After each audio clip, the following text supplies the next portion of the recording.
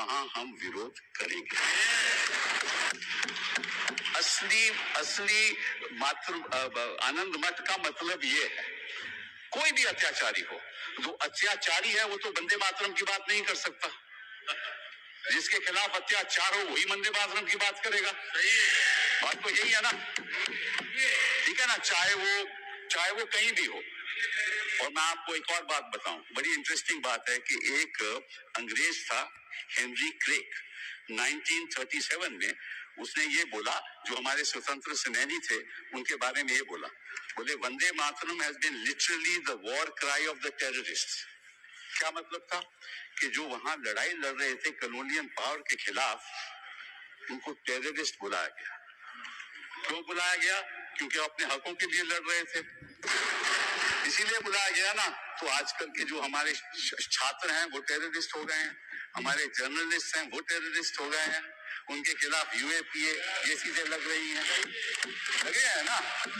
तो उनकी लड़ाई कौन लड़ेगा? सत्ता पक्ष के लोग तो लड़ नहीं सकते। तो जो अचंभे की बात यह है कि ये वंदे मातरम की बात करते हैं जब हमें वंदे मातरम की बात करनी चाहिए। वंदे मातरम तो हमें चिल्लाना चाहिए ना, इनका क्या हक है? ये तो अत्याचार रोज करते हैं, जनता के ऊपर रोज करते हैं ये अत्याचार, इनका क्या हक है? एक बात दूसरी बात आपके पास रखना चाहता हूं कि इन्होंने कहा कि ये मुस्लिम अपीजमेंट है, इन्होंने बात कही, मैं आपको एक उदाहरण दे दूं कि जस्ट नोट दिस, अप्रैल 25, 1998 में एक यूपीए सरकार ने सर्कुलर इशू किया जिसको बोलते थे कल्प योजना। एक सर्कुलर इशू हुआ था, उसके बारे में ये कहा गया कि हर स्कूल में, हर गवर्नमेंट एडेड स्कूल में ये गाना गाया जाएगा, वंदे मातरम। वाजपेयी जी प्रधानमंत्री थे, वहां बड़ा बवाल हो गया और वहां बच्चों को स्कूल से बाहर कर दिया। तो वाजपेयी जी को जब नवंबर में वो उत्तर प्रदेश गए, उनको पता चला ये क्या हो रहा है, तो उन्होंने दिसंबर 3-4 में मीटिंग बुलाई और ये सर्कुलर वापस लिया गया। ये इतिहास की बात है।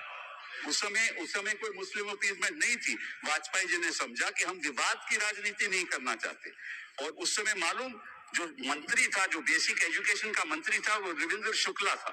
तो मैं आपको उसका नाम भी दे देती हूँ कि इसका क्या मतलब है।